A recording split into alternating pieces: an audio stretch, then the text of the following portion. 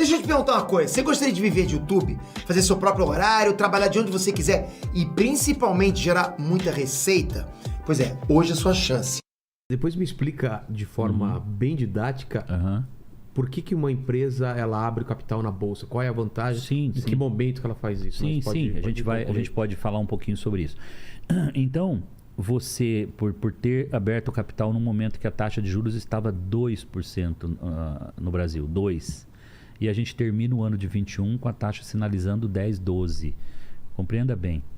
O dinheiro que não tinha remuneração no CDB, o seu dinheiro aplicado não rendia nada, literalmente. Então era maravilhoso você comprar ações de uma empresa naquele momento, qualquer dinheiro que você tivesse, tá? Aí o juro sobe. Exato. Mas assim, de fevereiro a dezembro, eu não estou falando em 2 anos, 3. Ele sai de 2 e vai para 10, 12. O que acontece? Todos os fundos que estavam em bolsa e etc., você quer tirar seu dinheiro dali, porque esse dinheiro vai demorar muito mais do que os 10, 12% ao ano que o CDB está oferecendo. Então há uma migração de dinheiro, a bolsa desaba. Isso é um efeito um pouco mundial também. Tem outros fatores. Eu que não sou economista, mas estou falando um pouco da vida real, de como ela é, né? E aí isso há uma migração natural. Então nós temos que ser nesse momento resilientes para vencer esse momento de macroeconomia muito ruim no mundo todo, né? Os combustíveis subindo e gerando inflação no mundo todo, não é um efeito Brasil. Não há importante entender isso. Claro. E então o que acontece? Nós vamos levar 1 ano, 2 para a gente recuperar e voltarmos ao patamar que nós estávamos. Então nesse momento o que você tem que fazer? Ficar. Não é hora de você vender suas ações a preço baixo. Você tem que segurar para que já esse efeito vai passar, os resultados vão voltar de forma acelerada, a economia vai voltar a prosperar e naturalmente o valuation da companhia vai aparecer de novo.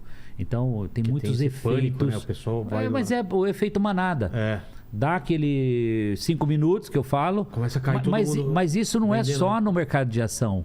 Isso também é na vida profissional. E aqui eu falo na vida pessoal e profissional. Eu acabei de dizer, as pessoas querem ficar rico da noite pro dia.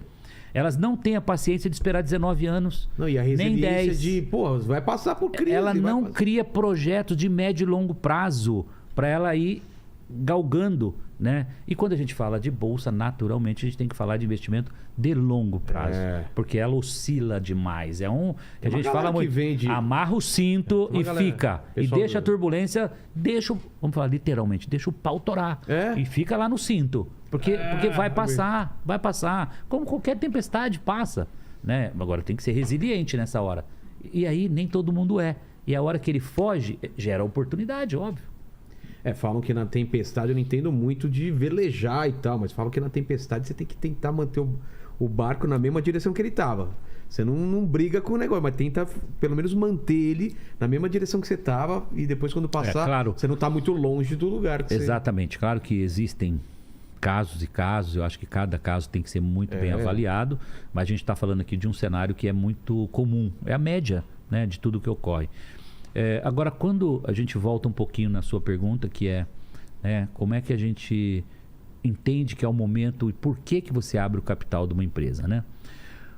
Você chega a um determinado tamanho de empresa que você não consegue mais trazer uma aceleração importante para essa empresa, porque o acesso a capital para ela está limitado. E aí eu vou te traduzir. Você tem uma empresa que gera 200 milhões de lucro por ano, beleza? Qual é o nível de dívida aceitável de uma companhia dessa no mercado, tradicionalmente? 2,5 vezes. Então, se você gera 200 milhões de lucro, você pode se endividar em até 500 milhões para você crescer, para você montar novas lojas. É aceitável. É aceitável até 2,5 vezes o que você gera de lucro. Eu vou falar lucro aqui para ficar mais simples, porque se eu começar a falar linguagem aqui técnica não faz sentido. Então vou chamar lucro, mas alguns estão ouvindo, sabe que é EBITDA, que é um lucro antes do imposto de renda, antes das depreciações, né? Ele vem um pouco acima. Entendi. Mas eu vou chamar lucro aqui, que todo mundo vai entender. Gero 200 milhões de lucro, eu posso me endividar, alavancar a empresa em até 500 milhões. Chega um momento que você precisa de um capital maior do que esse. Eu preciso de 1 bilhão para executar determinados projetos. Hipoteticamente, montar 100 lojas novas. Preciso de 100 milhões, 200 milhões. E como eu já estou tomado com aqueles 500 milhões, então eu vou ao mercado de capitais e vendo uma parte da minha empresa para os acionistas, os investidores na bolsa, né, que é o IPO, que é nada mais é do que uma abertura de capital inicial da sua empresa. E nesse momento os investidores compram ações da sua companhia. Esse dinheiro vai para o caixa da empresa para ela executar os projetos prioritários. E é aceitável também que nessa abertura de capital os sócios queiram vender um pedaço da empresa com o dinheiro que vá para o bolso deles. Então, hipoteticamente, ele capta 1 bilhão, 500 milhões vai para o caixa da empresa para executar os projetos e 500 milhões vai para o bolso dos sócios. Tá. Esse é um modelo, né? E cada empresa desenha esse modelo com seus assessores, com os bancos que ajudam a montar todo esse plano, esse planejamento, e você então abre o capital da sua empresa. Então você... Mas como você atrai os acionistas? Você tem que acreditar que aquele negócio... Você tem que montar um plano de negócios de médio e longo prazo, você tem que apresentar para os investidores esse plano de negócios, passam pelos analistas dessas empresas, desses fundos, das pessoas, e esses analistas então criticam o seu plano e validam o seu plano. Entendi. Ou não. Eles podem falar, não acredito no seu plano, não vou comprar a sua empresa. E não compram e o seu IPO não sai. Ou eles falam, eu comprei o seu plano, adorei o seu plano, e aí vem um efeito em massa, que aí há uma hipervalorização das ações da sua empresa. Porque tem muita gente querendo e é limitado o número de ações que você pode ofertar. Então, isso ocorre todo dia no mercado de capitais, né? É uma oscilação muito grande.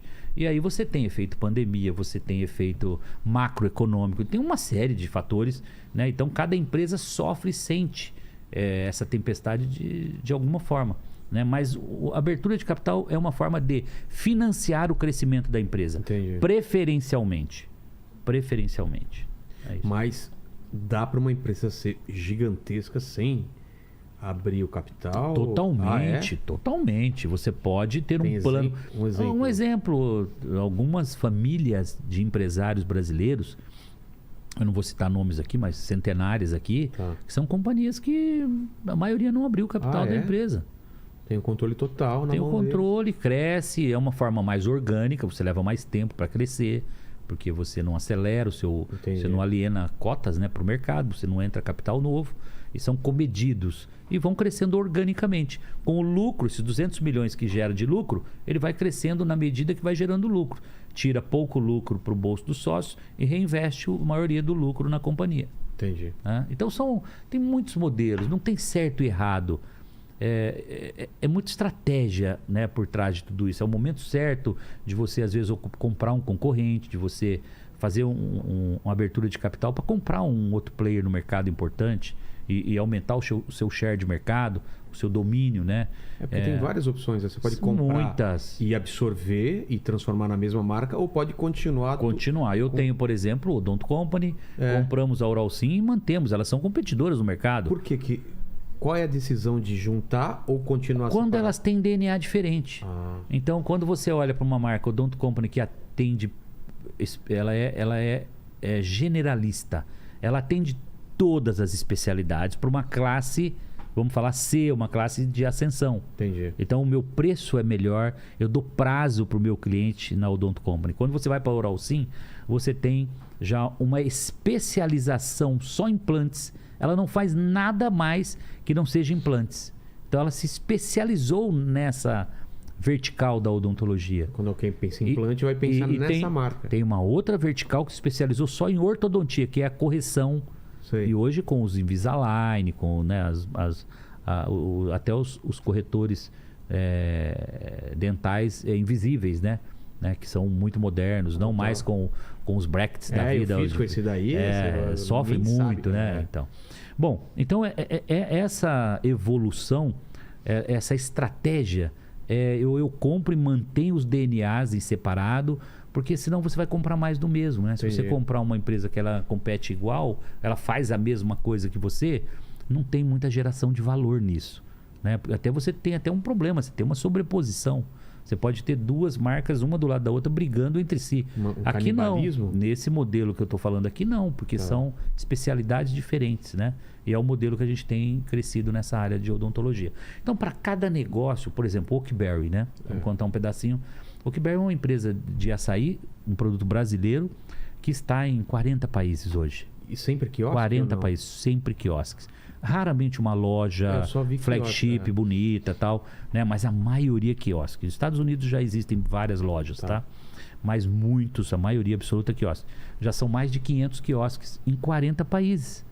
Um negócio que está se comportando muito bem na Arábia Saudita, em Dubai. Engraçado, quando a primeira vez que eu vi a Oakberry, eu falei, cara, será que uma coisa tão específica dessa tem espaço? Você vê? Não é?